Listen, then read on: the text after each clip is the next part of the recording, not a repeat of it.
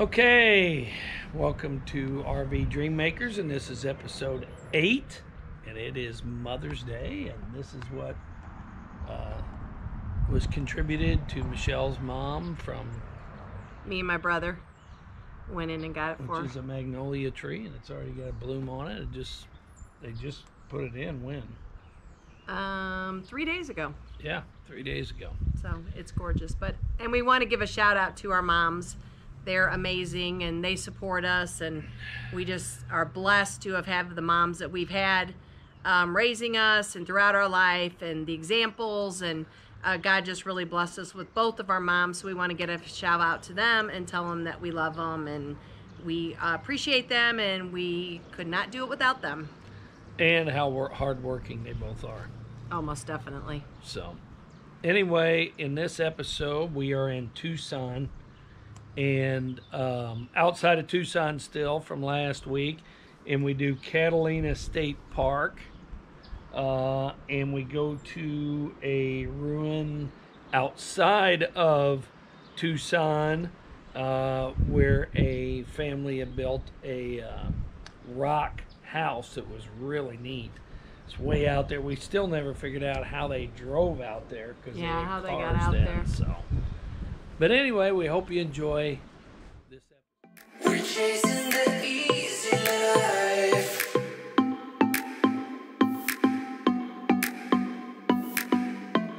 We're chasing the easy life. Okay, so we're on a hike. It's a Saturday morning, February what? 19th. And this is a 1.3 mile one way, and then 1.3 mile back. And we are going to Bowen House Ruins. They moved here, I don't know, there's supposed to be stuff here, but anyway, they moved here. They acquired like 2,000 acres. They built this rock house. She was a typesetter and then a reporter for the Arizona Times, I believe. And now all of their property in the house is acquired by the Tucson Mountains, whatever this area is. But they've got a whole story, and all the walls are up and stuff still. But they wanted it way back remote, so. So I wonder how they got there. Good question. If it's that road over there, but that looks like it's being dug out new or something. Well, that was that gate, and it said private, and there was a steel gate across there. Maybe it'll tell on the signs up here at the... Yeah, it says there's placards that tells the whole story. Because they survived the Great Depression, World War II, it said. They lived out here. So there probably wasn't much out here then. Tucson probably wasn't very big.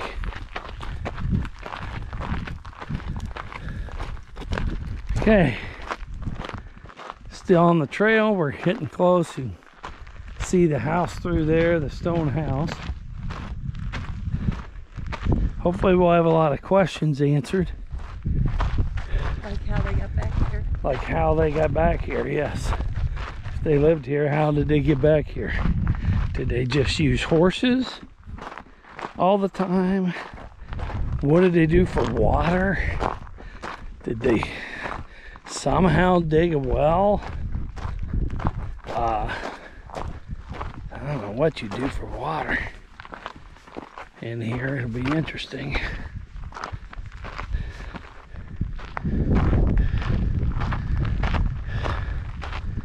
Interesting.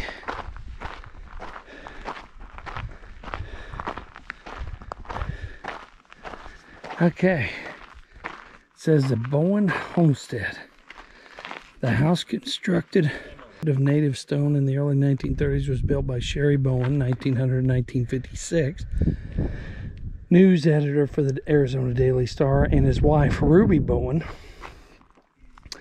1900 to 1961. The Bowers lived in Rockford, Illinois before moving to Phoenix, Arizona. In 1923, they came with the hope that the change in climate would help Ruby Bowen's serious heart condition. In August 1928, the Bowens came to Tucson, and in 1931 decided to homestead in the Tucson mountains.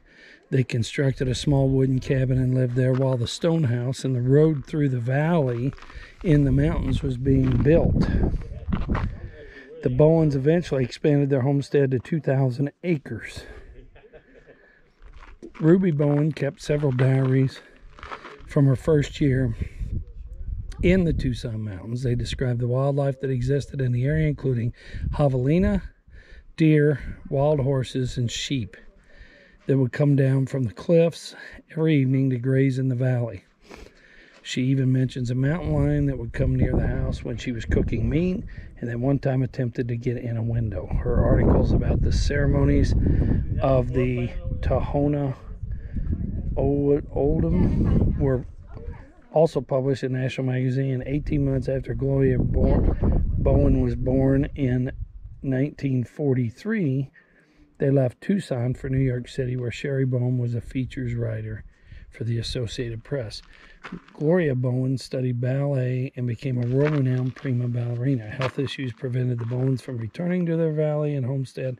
The property was incorporated into Tucson Mountain Park in 1983. Land purchase.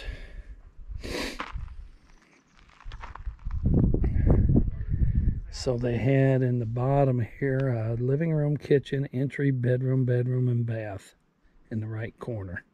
A fireplace in that bedroom. Fireplace in the there. living room. Huh. Wow. It says Gloria Bowen by the water hole her father built for the wildlife. Sherry Bowen and his dog Penny. I bet that's a cave. Yeah. Ruby Bowen and a constant companion, her typewriter. There's Gloria Bowen. It says Sherry Bowen's mother tempts Jake the burro with a treat as Sherry Bowen looks on. That's Gloria Bowen and her parents' Age house. 18, visit her parents' desert home. So if she was 18 in 1943, it would have been after they both died. Or right when or after her mom died. They didn't live very old, 56 and 61 years old. Oh, here's it with it. The Bowens lived in the wooden house while the stone house was being constructed. The Bowen home, the stone house. What'd you say? They had one heck of a view, I can say that much. Yeah.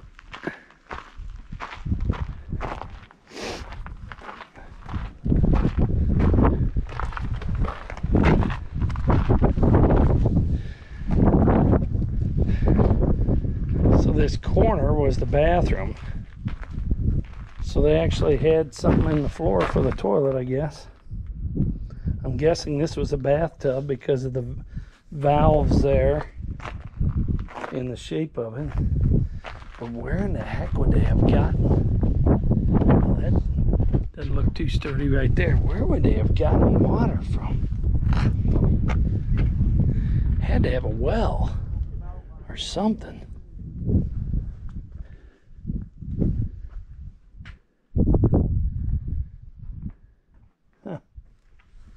The two fireplaces.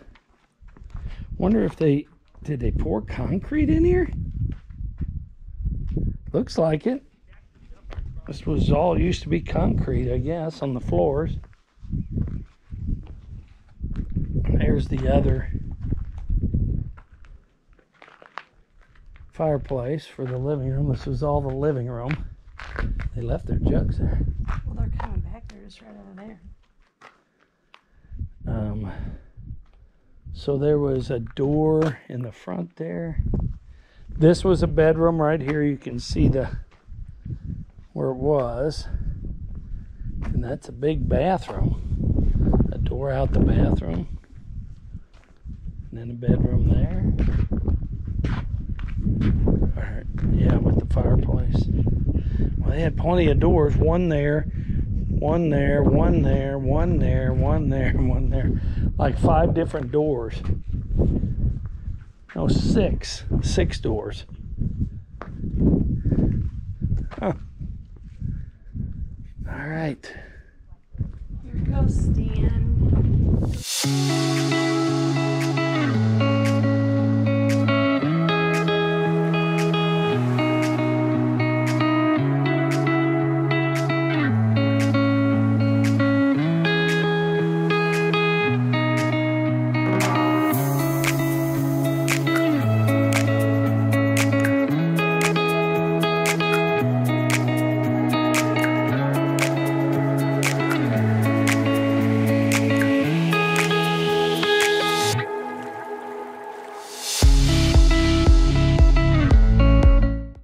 Catalina State Park, and we're gonna do about a 5.5 mile hike, but they have sunscreen for you. I thought that was pretty awesome. And then they have this like mural here, mosaic. I thought that was pretty cool. And people signed it. I guess they kind of sponsored it. And then they got the benches here, and then they've got that on this side. So it's pretty neat, but I thought the sunscreen was awesome. I'm like, wow. So we're gonna be hitting the trail. Okay. We're on the trail to the falls, which we understand for some people that passed is coming back, that it's just a trickle. So anyway, see Michelle back there behind me. We're in the Catalina State Park. I guess they call this the Catalina Foothills. So anyway, the wind has calmed down from when we were down by the truck, but it's obviously getting hotter. I think we got about 1.2 more miles, 1.2 miles to maybe the falls.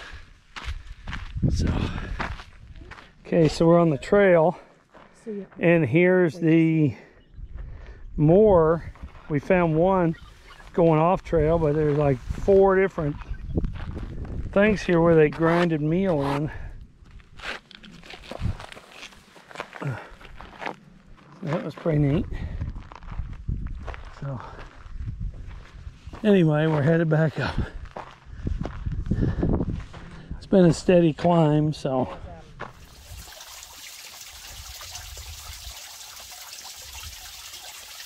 not a big waterfall, but a relaxing sound.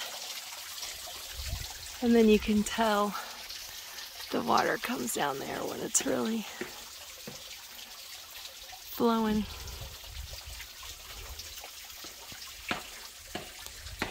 So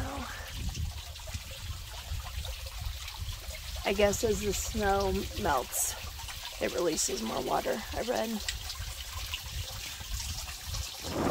It's getting windy, but look at this view. It's so gorgeous. So we came off the one trail that we were on to the falls, well, to the trickles. And we are now on another trail that kind of makes it a loop. So we'll complete 2 trails by going out this way. And it adds about 1.5 miles on or so. So we'll have about 5 miles in. So the winds died down up here. But the mountains, I don't know why I wouldn't call them foothills, but they're beautiful. It's a nice day. So this is the view behind us. We're still on the Canyon Loop Trail. We're about to be done. But those are the mountains. Catalina, Foothills, or whatever they're called. Well, we're at the end of the trail. We got to go down a hill to the parking lot, but definitely a gorgeous area. You got a bench there that you can just sit on, and the wind kind of whistles through the saguaro. It's really beautiful.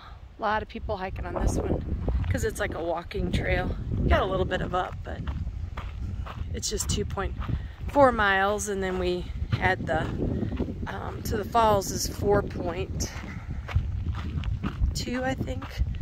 So we combined the two, so we got a little over 5. So beautiful day.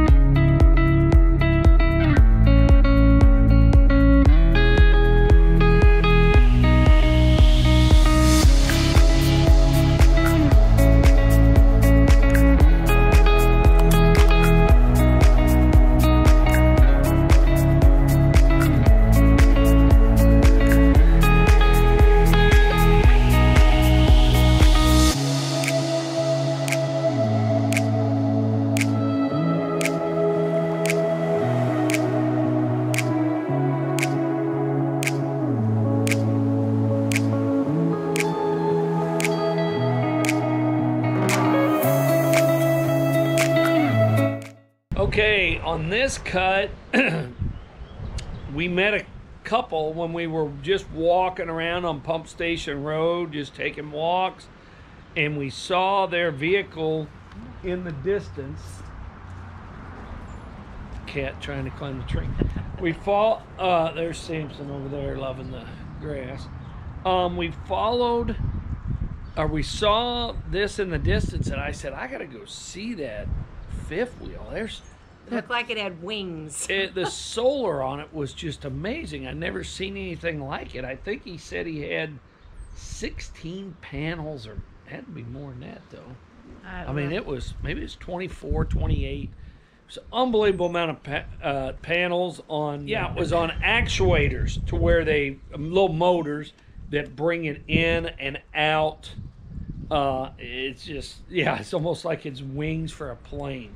It was really amazing, and as you'll see, he'll tell you a little bit about it. Hey everybody, my name is Joshua Webb, and I'm from the channel Rooted Off Grid, and our new friends here were just walking by. What's your names again? Jody and Michelle. Jody and Michelle, and they saw our solar setup and just had to ask how many watts did we have up there, and we have 7,600 watts on our roof on 4 rows of panels that slide out and slide back in. They pair with our 2,400 amp hour battery bank, which allows us to run 3 ACs during the day on the solar, and we can run an AC all night long if we want to and not be below 50% when we wake up. This is my wife Elizabeth there in the background. We definitely love living the boondock lifestyle. We like doing crazy things. We've got a 30 amp port on the side of our rig, so if you're out there and you see us and you need to power, maybe your generator's not working or your solar, just come over and ask us and we'll let you plug in and get a little juice off of us. That's amazing. They help people. If you want to learn boondocking, they'll analyze all your stuff and kind of give you tips. Our service is called Boondock Buddy, and you can find us at boondockbuddy.com, and you can sign up on there to get notifications when we're going to be in what state. And then if we're going to be near where you're going to be, you hook up with us, and typically we don't charge more than it costs to stay at an RV park, and so we can provide you with the electricity and the knowledge and the know-how. That's awesome. All right, thanks. You guys are welcome. Hope you enjoyed this episode. Remember to like, share, subscribe if you haven't. We really appreciate all our followers, and we're getting ready to head out here in about 3 or 4 weeks to head north, do South Dakota and North Dakota for the first time with our RV, and then head over to our favorite spot, Glacier National Park. So Got to have a lot more footage. We still got to get caught up from all the footage that we're, so we can bring it year round. That's why we do it every 2 weeks. So, all right. Remember, God loves you, but only Jesus can save you. See ya.